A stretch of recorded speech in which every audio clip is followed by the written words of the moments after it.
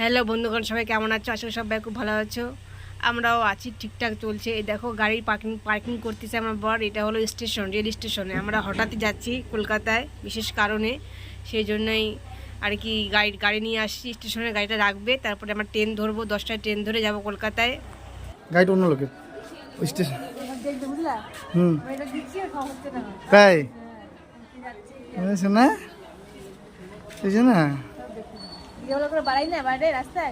দেখে না। চলো চলো উপরে চলো, উপরে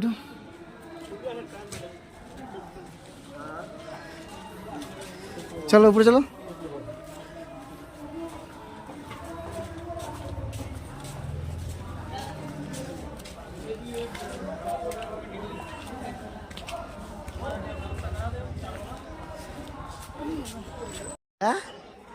সোনা কোথায় যাবা? কোথায় যাবা? কোথায় যাবা?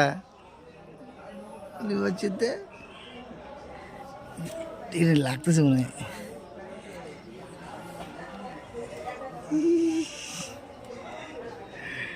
এবার কি চলো না, চলো চলো চলো চলো চলো চলো চলো।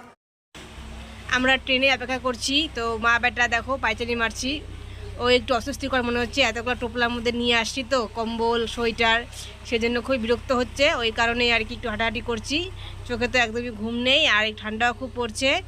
তো ট্রেনটা একটু লেট আছে, সেই জন্যই একটু উঠে এদিক ওদিক করছি আর কি। যাই হোক, আমার ছেলে প্রথম যাচ্ছে কলকাতা, বা ট্রেনের সাফার প্রথম। তো ট্রেন আসছে না এখনও, এক কোল থেকে আর এক কোল, বাবার কোল কোথায় মার কোল, হাত ব্যথা হয়ে যাচ্ছে নিতে, সেজন্য ওর বাবার কাছে দিলাম। তো এখন দেখো তাকায় আছে, টট্টর করে তাকায় আছে, দেখো সবাই। ট্রেন চলে আসছে বন্ধুগণ, সেজন্য ট্রেনে উঠে পড়লাম। আমার এসি কামরায়, আমার হলো উপরে ইসেতে পড়ছে যেহেতু। তো ঠিকই আছে, কিন্তু খুবই ভয় লাগছিল যদি আমি সাইড দিয়ে পড়ে যাই আর কি। তো যাই হোক, রাতটা তো সেরকম ঘুম হয় নাই, এও ঘুমায় নাই, কেননা জায়গা বদল হয়েছে সেজন্য কারণে ঘুমায় নাই, কান্দেও নাই সেরকম, ঠিকই ছিল, কিন্তু আমিও ঘুমাইনি, ও ঘুমায় নাই। আমার একটু ভয় করছিল, কারণ আমার পড়ছে বগির ফার্স্টে একদম, আর ওর পড়ছে সেই লাস্টে, মানে অনেক দূরে।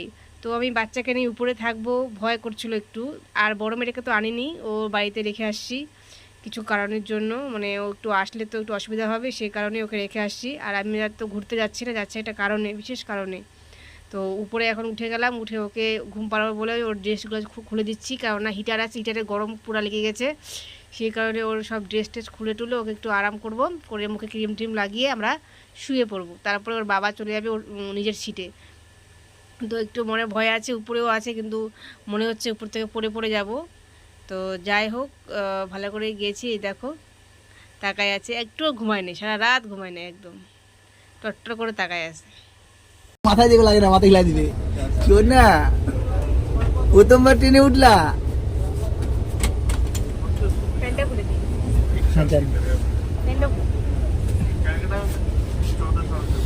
ওদিকে কিন্তু মাথায় ধুমকে লাগা দিয়ে।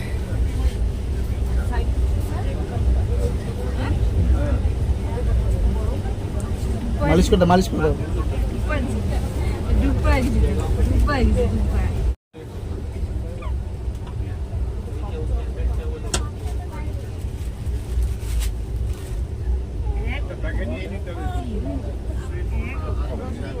ওষুধটা দিব, নাকের ড্রপটা দিব।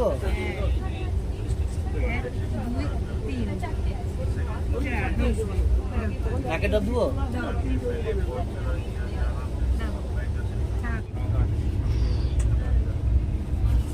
নাকের ড্রপটা দিবি না?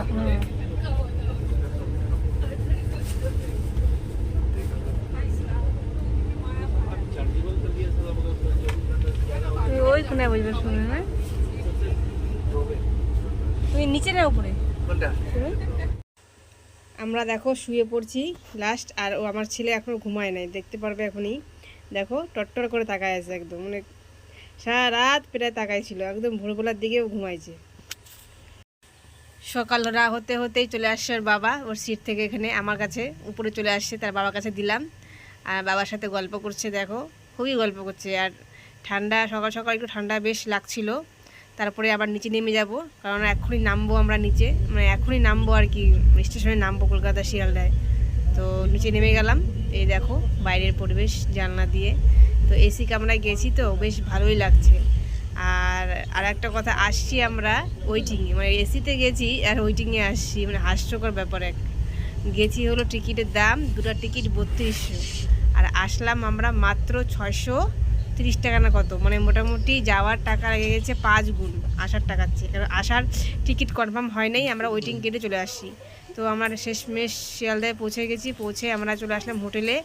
আমরা হলাম গরিবের হোটেল নিচে একদম 750 টাকা অনলি, শুধুমাত্র খাট, কেননা সারাদিন তো যাবো এক জায়গায়, আর রাত্রি এসে খালি ঘুমাবো, সকালে আবার ট্রেন। সে কারণেই এই যাই হোক যা পেয়েছি তাতেই আমরা নিয়ে নিচ্ছি ঘরটা।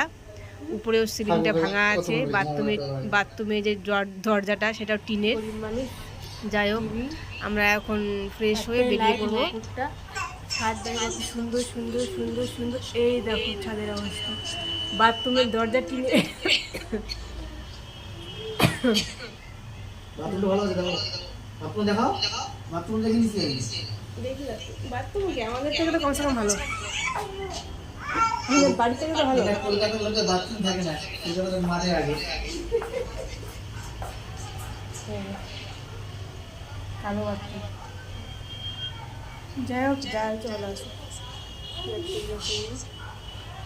আয়না।